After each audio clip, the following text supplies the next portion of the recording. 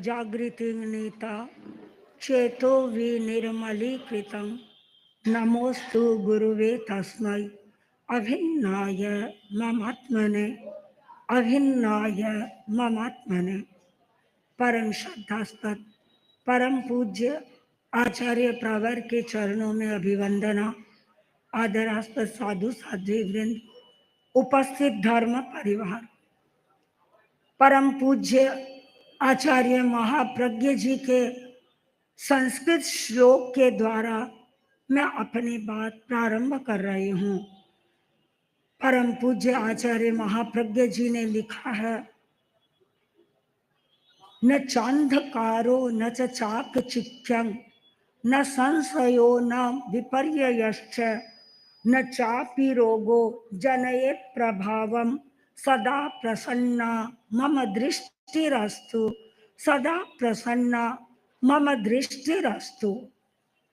मुझे अंधकार नहीं चाहिए। क्यों नहीं चाहिए? क्योंकि अंधकार में कुछ दिखाई नहीं देता है। मुझे चाकचिक्य भी नहीं चाहिए। क्यों नहीं चाहिए? क्योंकि ज्यादा चकाचौंध होती है, वहां भी हमें दिखाई नहीं देता है। आचार्यवर ने आगे लिखा है, संशय भी नहीं होना चाहिए और संशय की अवस्था में ज्ञान भी नहीं होता है। कभी कभी हम देखते हैं दूर से सांप है या रस्सी है, हम निर्णय नहीं कर पाते हैं। तो संशय की अवस्था में भी सही ज्ञान नहीं होता है और जब विपर्य होता है तो हमें ज्ञान ही उल्टा होता है। जो नहीं है वो हमें दिखाई देने लग जाता है और कभी कभी व्यक्ति के शरीर पर रोग का प्रभाव होता है, उसके कारण भी वह सम्यक रूप से देख नहीं पाता। इसलिए आचार्य वर ने लिख दिया, मैं कुछ भी नहीं चाहता हूँ, सदा प्रसन्ना मम दृष्टिरस्तु, यानी मेरी दृष्टि हमेशा प्रसन्न रहे, यानी मेरी दृष्टि हमेशा निर्मल बनी रहे, मेरी दृष्टि हमेशा सम्यक बनी रहे।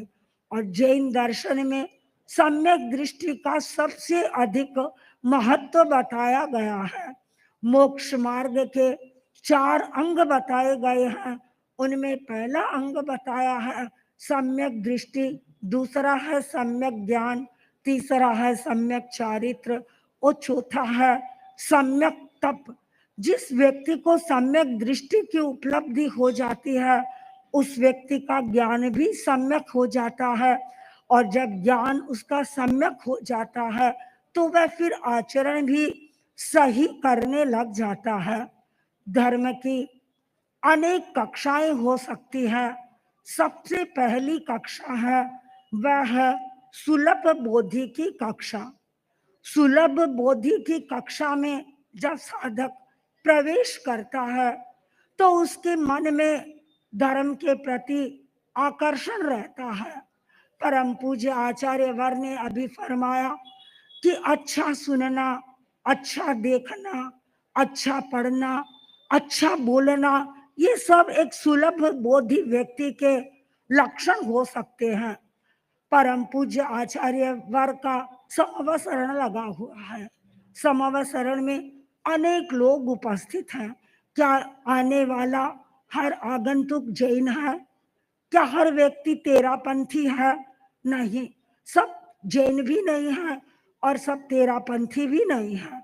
अनेक लोग ऐसे हैं जो आचार्य वर्ग के व्यक्तित्व से प्रभावित हैं।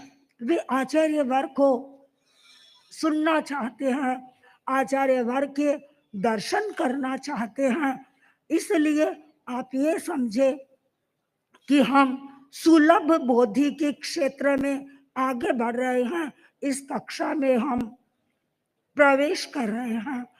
धर्म की दूसरी कक्षा है वह है सम्यक दृष्टि की कक्षा। जब व्यक्ति को सम्यक दृष्टि उपलब्ध होती है तो उसका मन में देव के प्रति, गुरु के प्रति और धर्म के प्रति श्रद्धा पैदा हो जाती है और ये श्रद्धा उसे धर्म में अविचल बना देती है। और इसीलिए आचार्य महाप्रज्ञ जी ने एक संस्कृत श्लोक लिखा है श्रद्धा के संदर्भ में ही, दुर्लभा जैन धर्माप्ति तेरा पंथ सुदुर्लभ तत्वं सुदुर्लभम तस्मात् श्रद्धा तत्तोपि दुर्लभा। एक व्यक्ति जैन धर्म को प्राप्त करता है वह भी दुर्लभ है, और जैन धर्म को उसने प्राप्त कर लिया, तेरा पंथ को यदि उसने प्राप्त किया है वह भी दुर्लभ है।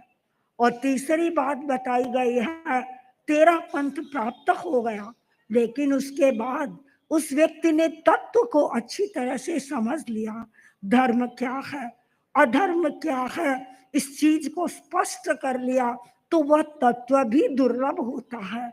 और चौथी सबसे महत्वपूर्ण बात लिखी है वह श्रद्धा ततोपि दुर्लभा। श्रद्धा है वह तो उससे भी दुर्लभ होती है, लेकिन यह दुर्लभ चीज सम्यक दृष्टि व्यक्ति को प्राप्त होती है। धर्म की तीसरी कक्षा है वह है देशव्रति की कक्षा। इस कक्षा में वह व्यक्ति प्रवेश करता है जो आंशिक रूप से अपने जीवन में त्याग करता है। यह कक्षा श्रमणोपासक की कक्षा है।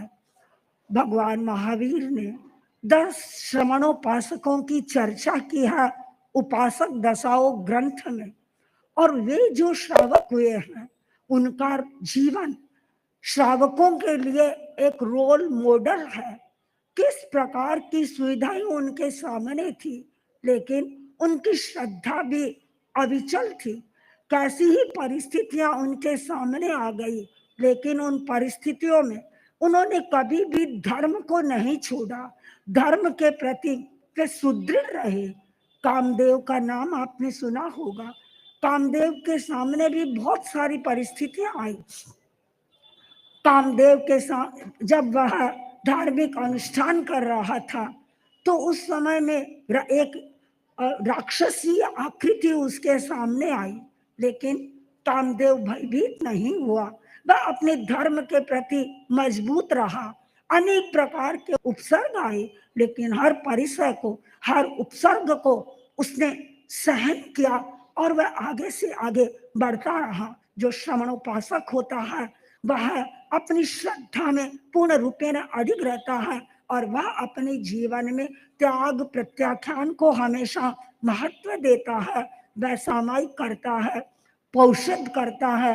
और प्राचीन काल में तो जो वर्णन आता है श्रमणोपासक के लिए कि अष्टमी चतुर्दशी का दिन होता था, तो उस समय में श्रावक उपवास करते और उपवास करके वे पौषधशाला में चले जाते और धार्मिक अनुष्ठान में लीन रहते थे।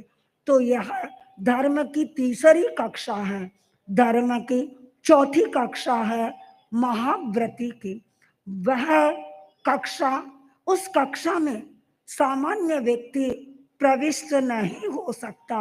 जब व्यक्ति के कर्मों का हल्कापन होता है, जब चारित्र मोह का क्षोपशम होता है, तब व्यक्ति इस क्षेत्र में प्रवेश करता है। आजकल छोटे छोटे बच्चों को भी पूछते हैं, बोलो क्या तुम साधु बनोगे? उत्तर देते हैं नहीं नहीं, साधु नहीं बनेंगे। लेकिन कुछ कुछ बच्चे ऐसे भी होते हैं जो ये कहते हैं कि हाँ मैं साधु बनूंगा, लेकिन आम व्यक्ति ये बात नहीं कह सकता। क्यों? क्योंकि ये एक दुरूह मार्ग है, ये कांटों का मार्ग है, और इस कांटों के मार्ग पर वही व्यक्ति आगे बढ़ सकता है जिस व्यक्ति ने ये लक्ष्य बनाया है कि मुझे वीतरागता के मार्ग में आगे बढ़ना है और मुझे अयोग की साधना करनी है।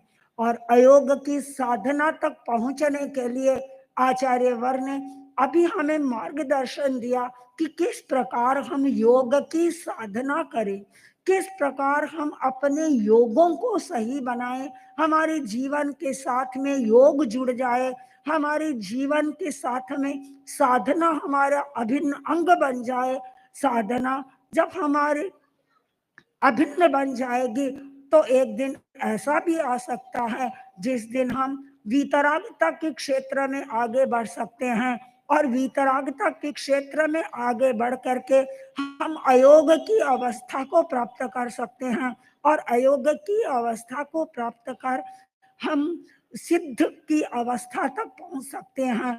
हम अपनी आत्मा को उज्जवल बनाकर परमात्मा की अवस्थिति का अनुभव कर सकते हैं। आप चिंतन करें कि मैं कौन सी कक्षा में हूँ और मुझे कैसे आगे बढ़ना है। ओम।